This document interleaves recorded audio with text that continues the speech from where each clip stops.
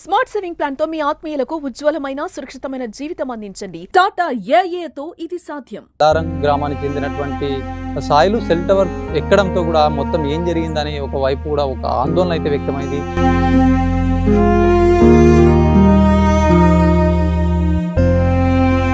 Cell tower మీదకి వెళ్ళి మొన్న చనిపోయేవాడు నేను.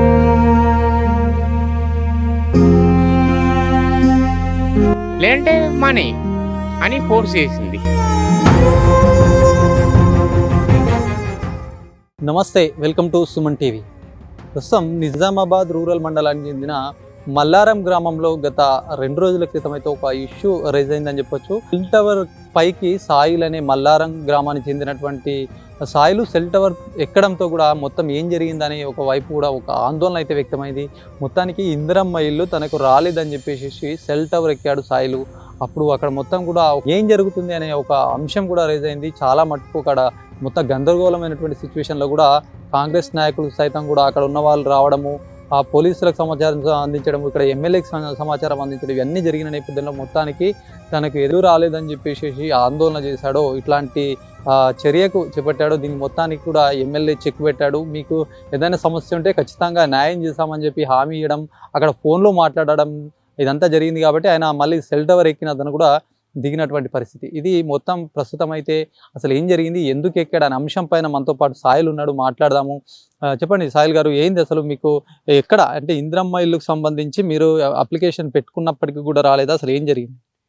ఏం జరిగిందంటే, నేను ఇంద్రమ్మ ఇల్లు కోసమని ఫస్ట్ విడుదలని మీటింగ్ పెట్టారు. మీటింగ్ పెడితే అప్పుడే మా భార్య పేరు మీద ఆధార్ రికార్డు, ఫోటో ఇచ్చాను. ఇచ్చినా కానీ ఫస్ట్ విడుదల వస్తుందని చెప్పారు, రాలే. మళ్ళీ నెక్స్ట్ విడుదల వస్తుందని చెప్పిండు. నేను ఫస్ట్ విడుదలనే ఇచ్చాను, అప్పటికి కూడా రాలేదు. రానప్పుడు ఇల్లు ఉన్న వాళ్ళకు ఇల్లు వచ్చింది, నాకు ఇల్లు లేదు, బయట భూమి లేదు, నేను కిరాయికి ఉంటున్నా, అది కూలిపోయేలా ఉంది నా ఇల్లు అని చెప్పేసి నాకు ఆలోచన ఏమి తోయలే. టవర్ ఎక్కాను. టవర్ ఎక్కి అలచల్ చేసిన వాస్తవం. కానీ మాత్రం ఇల్లు ఉన్న వాళ్ళకు ఇల్లు కేటాయించిండ్రు. మా ఊళ్ళే మెంబర్షిప్ ఉన్నవాళ్ళు, ఇల్లు ఉన్న వాళ్ళకి ఇల్లు కేటాయించారు. మరి నేను అరుగుని, నాకు గవర్నమెంట్ జాబ్ లేదు, ఏదో కూలి చేసుకుని బతాను, నాకు అట్లాంటి పరిస్థితుల్లో నాకు ఇవ్వకుండా ఇల్లు ఉన్న వాళ్ళకి ఇచ్చారు. ఎట్లా సార్, ఇది న్యాయమా? ఒక న్యాయపరంగా పొండి. నేనేమంటున్నా, నేను సెల్ టవర్ మీదకి వెళ్ళి మొన్న చనిపోయేవాడిని. నాకు 2 పిల్లలు, నా భార్య ఉంది.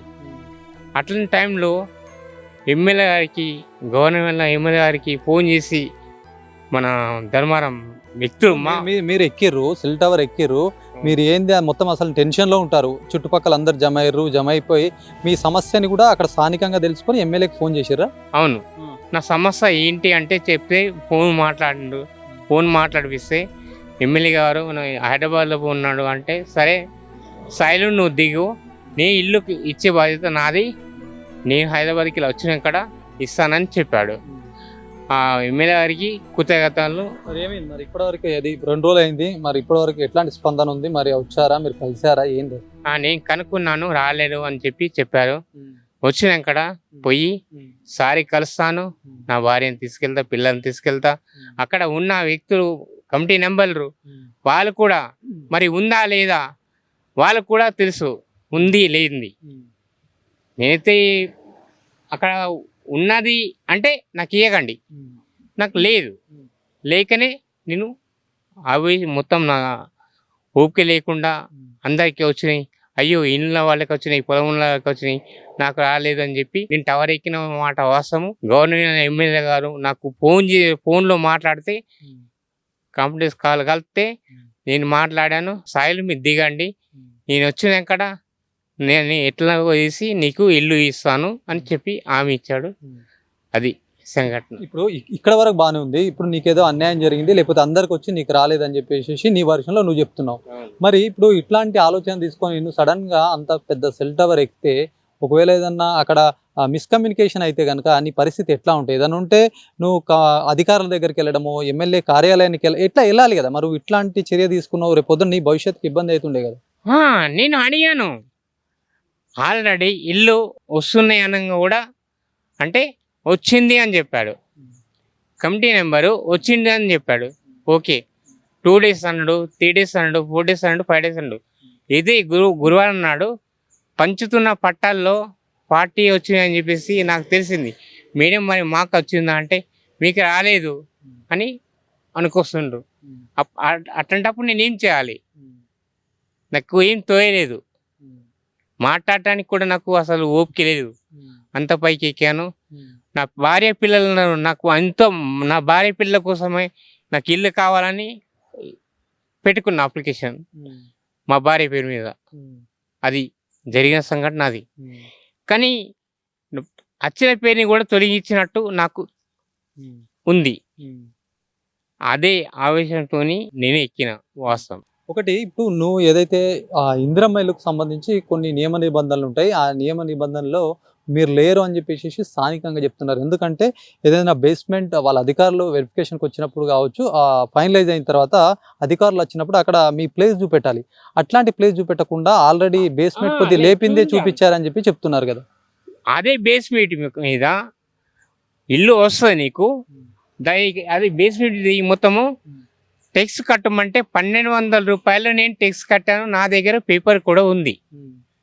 మేడం వారు చెప్పారు, మేడం చెప్తే కట్టిన. మళ్ళీ కిరాయి ఇల్లు కట్టము అంటే టెక్స్ అది కూడా కట్టాను.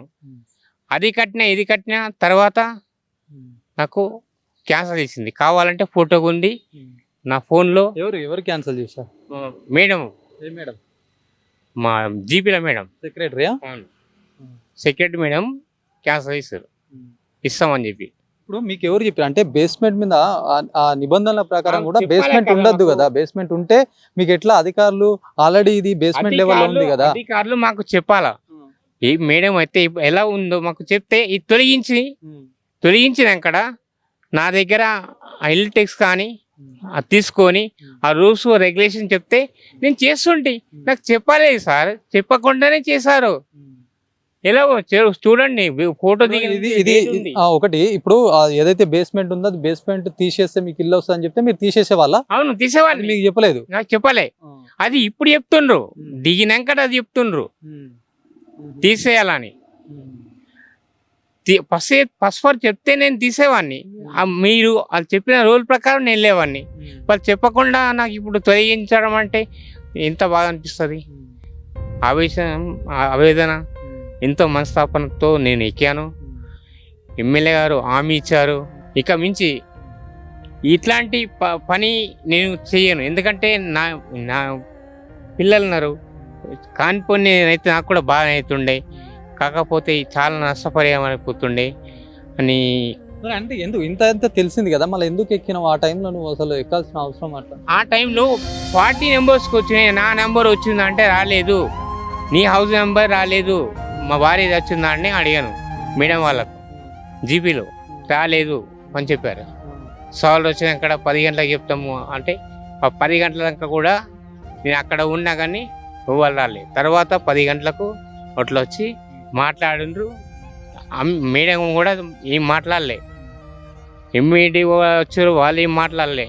మీకు కరెక్ట్ సమాధానం కానీ కరెక్ట్ స్పందించలేదా? మరి మీరు అడిగిన క్వశ్చన్స్కి మీ బాధలకు వాళ్ళు సరిగ్గా సమాధానం చెప్పలేదా? చెప్పలే. దిగుమని మా విలేజ్ వాళ్ళు కూడా, ఈ కమిటీ నెంబర్ ఎవరైతే ఉన్నారో వాళ్ళు కూడా దిగుమని చెప్పలే. ఎక్కిన తర్వాత చెప్పలే. నాకు చెప్పకుండా కానీ ఎవరు మాటను విని సార్కు ఫోన్ కలిపిండ్రు, ఎవరో దేవుళ్ళలాగా. నాకు ఇప్పుడు నేను మాట్లాడేది ఒకళ్ళు హెల్ప్ చేస్తే ఫోన్ మాట్లాడిపిస్తే నేను దిగిన మాట వాస్తవం. వచ్చి పోలీసులు కూడా వచ్చారు, ఎంక్వైరీ చేసుకున్నారు, వెరిఫై అయింది. ఆల్రెడీ నాకు హామీ ఇచ్చాడు. మరి ఇక వచ్చినా రాలేడా బైసాబ్ అన్న వచ్చినాకనే పోయి మాట్లాడుకుంటాను నా కోరిక. ఇప్పుడు ఏం చెప్తావు? మొత్తానికి ఇట్లాంటి ఎక్కడం వల్ల అనర్థమే జరుగుతుంది, కానీ అది న్యాయం జరుగుతుందా తర్వాత సంగతి. కానీ నీకైతే సెల్ఫ్గా అయితే నీకు చాలా ఇబ్బందులు కూడా పడాల్సి వస్తుంది. ఇటువంటి టైంలో నువ్వు ఎక్కినావు, మొత్తానికి ఒక హామీ అయితే ఇచ్చారు. మరి ఇట్లాంటి ఎక్కడం పట్ల నీకు అసలు ఏంది, అసలు నువ్వు ఎట్లాంటి న్యాయం కావాలంటున్నావు ఇప్పటికైనా? నాకు కావాలి న్యాయం ఏంటంటే ఇల్లు కావాలి. నాకు బయట భూమి కూడా లేదు, అంటే గుంట కూడా లేదు. ఆ గుంట భూమి ఉంటే కూడా ఎక్కడన్నా కొట్టుకోమంటే కొట్టుకుంటాను. ఉంది ఇక్కడ ఉంది చూపిస్తే అది ఉంచుకుంటాను. అలాగా ఉంటుంది. కానీ ఇల్లు మాత్రం కావాలి నాకు. ఎందుకంటే ఇల్లు లేదు, కిరాయి ఉంటున్నా. అది కూడా కూలిపోయి పస్తుంది. నేను రోజు పోయి మళ్ళీ మా జీవికాన్ని మా తమ్ముడి ఇల్లు ఉంది, అక్కడ పడుకుంటున్నాను. ఎంతమంది పిల్లలు మీకు? 2 కొడుకులు. ఏం చదువుతారు? మా కొడుకు అంగన్వాడీ వెళ్తాడు. నా పెద్ద కొడుకు 8th అయిపోయింది. ఇంకా ఎలాంటి భూమి లేదు, ఏం లేదు, నీకు ఇల్లు ఒకటి అయితే సరిపోతుందని అంటున్నావు. ఇల్లు కావాలి. ఇది నాకు వయసు అయిపోతుంది, నా పిల్లల కన్నా కావాలి కదా. కానీ ఇట్లాంటి ప్రయత్నాలు మాత్రం ఎప్పుడు ఎవరు చేయొద్దు. అసలు ఇట్లాంటి అఘాయిత్యానికి ఎవరు కూడా పాల్పడద్దు. ఎందుకంటే ఫ్యూచర్ పిల్లల దృష్టిలోనే మనం ఆలోచించాలి. ఏదైనా ఉంటే కూడా అధికారులకు వెళ్ళాలి, పోలీస్ కంప్లైంట్ అయినా ఇవ్వాలి. కానీ ఇట్లాంటి చేయడం వల్ల మీకే కదా ఇబ్బంది. ఇట్లాంటి దానిపైన నాకు ఇబ్బంది అని నేను అనుకోలే. నేను తెలుసుకున్నా, ఇయ్యమన్నారు, రాలే అన్నారు, పోయి ఎక్కాను. ఇప్పుడైతే మీకు న్యాయం జరుగుతుందని మీరు పూర్తి నమ్మకంతో ఉన్నారు. న్యాయం జరుగుతుందని పూర్తిగా నమ్మకంతోనే ఉన్నాను. నువ్వు ట్యాక్స్ కట్టినా అంటున్నావు. అసలు ట్యాక్స్ నువ్వు దేనికి కట్టినావు? ఇప్పుడు అధికారులు నీకు వచ్చిర్రు, చూసిర్రు, మరి ట్యాక్స్ అంటున్నావు కదా, ఏ ప్లేస్ కట్టినావు, ఎందుకు కట్టినావు? ఇది ఏదైతే బేసిటీ ఉందో అది దానికి ట్యాక్స్ తీసుకుంది మేడం. ఎందుకు మేడం అంటే, నువ్వు ట్యాక్స్ కడితేనే నీకు ఇల్లు శాంక్షన్ వస్తుంది అని చెప్పేసి ఆధార్ కార్డు ఫోటోలు తీసుకుంది. నాకు అప్పుడు చెప్పలే, మరి ఇల్లు అది బేస్మెంట్ కూల కొట్టు అని చెప్పలే. ఉన్నది బేస్మెంట్ ప్లేస్కే 1200 రూపాయలు తీసుకుంది. ఆల్రెడీ ఇక్కడ పేపర్ ఉంది, ఆ పేపర్ని కూడా నేను చూపిస్తా. ఎప్పుడు కట్టినావు నువ్వు? నేను కట్టి డేటుతో ఉంది ఇక్కడ నా దగ్గర. కట్టిన డేటు 2023లో. ఏంటంటే ఇప్పుడు నువ్వు ఉన్న బేస్మెంట్ కి ఉట్టి ఖాళీ జాగాకు నువ్వు కట్టాల్సిన అవసరం ఏమిందని చెప్పి అడిగినావు? మరి అడిగితే ఏమంటే చెప్పన్నా, నీకు ఇల్లు కావాలనుకుంటే కట్టు, లేదంటే మానే అని ఫోర్స్ చేసింది. మళ్ళీ ఇప్పుడు రాలేదు కదా మరి ఇల్లు, మరి అట్లా అంటే కూడా రాలేదు. అడిగినా రాలే అంటే, ఊళ్ళే కమిటీ నెంబర్ ఉన్నారు ఒక 5గురు, వాళ్ళకు అడుపు. వాళ్ళకి అడిగాను. అడిగితే ఏమంటారు, ఫస్ట్ వారు ఏమైందంటే అడుగు అంటే అడిగాను. అడగంగా ఏమంటారు, ఒక్కళ్ళు అంటారు 2 రోజులు ఆగంటారు, ఇంకోళ్ళు అంటారు 2 రోజులు ఆగంటారు. సరే ఆగాను, ఒక 2కి చెప్పినాను, ఆగాను. అలాంటివి మళ్ళా నాకు రిజల్ట్ ఏమి ఇవ్వలే. ఇవ్వకపోతే ఏంటి ఏం సంఘటన అని కనుక్కుంటే, కొంచెం ఏదో వాళ్ళు నా మీద పగపట్టినట్టు పట్టారు. ఎందుకు పట్టారో తెలియదు. క్యాన్సల్ అయిపోయింది ఇల్లు. క్యాన్సల్ చేసిందే వీళ్ళు, యూత్ వాళ్ళే. వాళ్ళు 5గురు ఉన్నారు, 5గురు క్యాన్సల్ చేశారు. బేస్మెంట్ ఉందని చెప్పేసి అసలు ఎవరు చెప్పారు బేస్మెంట్ ఉంటేనే రాలేదని? అందరికి తెలుసు బేస్మెంట్ ఉందని, ఊళ్ళో అందరికి తెలుసు. అక్కడనే జీపీ ఎన్నికలనే ఉంది సార్, జీపీ ఎన్నికలనే ఉంది. బేస్మెంట్ లేదని అనుమానం. మనుషులు ఉంటే నాకు మాటలు వస్తున్నాయి. ఊళ్ళో ఉన్నారు, కళ్ళు దొబ్బే వాళ్ళకు. నా జీపీ ఎన్నికలనే ఉన్నది, నాది ఒక్కడే కాదు, మా తమ్ముడిది ఉంది, మా చింతమ్ముడిది ఉంది ఇల్లు. వాళ్ళు కట్టుకున్నా నాకు కట్టుకోలేను. నా పస్తు వేరున్నది కాబట్టి నేను కట్టుకోలేను. నా బాధలో ఎన్నో బాధలకి వెళ్ళి నేను బయటపడ్డాను. నా పిల్లకు ఒక్కొక్కలకు 2 లక్షలు అయినాయి హాస్పిటల్. నేను పైసలు పెట్టి కొనుక్కున్నట్టు అయింది. వాళ్ళ కోసం నేను టవర్ ఎక్కాను. నాకు అంతకన్నా మించి ఏం లేదు. కాకపోతే నాకు వీళ్ళు మోసం చేశారు. ఆల్రెడీ కాల్ ప్లేస్ కూడా బేస్మెంట్ ఏదైతే ఉందో అని దానికి టెక్స్ట్ కట్టించుకుంది మేడము. నా దగ్గర పేపర్ ఉంది, పేపర్ కూడా ఎక్కడ ఏమంటే అక్కడ తీస్తాను, నేను చూపిస్తాను. రూరల్ ఎమ్మెల్యే భూపతి రెడ్డికి ఫోన్ ద్వారా కూడా కాన్ఫరెన్స్ కలిపి ఆ సాయిల్తో మాట్లాడించారు. సాయిల్కు ఒక స్పష్టమైన హామీ ఇచ్చారు. నీకు వాస్తవానికి నీకు ఎన్ని అర్హతలు ఉన్నట్టయితే ఖచ్చితంగా ఇప్పిస్తాననే ఒక హామీ ఇవ్వడంతో కూడా సాయిలు ఆ సెల్ టవర్ నుంచి దిగినటువంటి పరిస్థితి. మరి మొత్తానికి కూడా తనకు ఎలాంటి ఆధారం లేదు, తనకు అన్ని అర్హతలు ఉన్నాయని చెప్పేసి సాయిలు చెప్తున్నారు. మరి ఇట్లాంటి ఎక్కడం పట్ల కూడా చాలా ఇబ్బందికరమైన పరిస్థితులు ఎక్కానని చెప్తున్నారు. ఏదేమైనప్పటికీ ఇట్లాంటి సెల్ టవర్ ఎక్కడాలు కానీ అఘాయిత్యాలకు పాల్పడకుండా కూడా దీనికి సంబంధించినటువంటి కంప్లైంట్ చేయడం, అంటే పోలీసులు కావచ్చు, ఇటు అధికారులకు కావచ్చు, అక్కడ వెళ్తే కనుక మరింత న్యాయం జరుగుతుందని చెప్పి అధికారులు సైతం చెప్పారు. తర్వాత అక్కడ ఉన్నటువంటి నాయకులు సైతం చెప్పారు. ముఖ్యంగా రూరల్ ఎమ్మెల్యే ఇచ్చినటువంటి హామీతో ఆయన సంతృప్తి వ్యక్తం చేసి సెల్ టవర్ దిగాడు. ప్రస్తుతం అయితే తను ఆశతో ఉన్నాను, ఖచ్చితంగా నాకు న్యాయం జరుగుతుందని చెప్పేసి సాయిల్ అయితే చెప్తున్నటువంటి పరిస్థితి.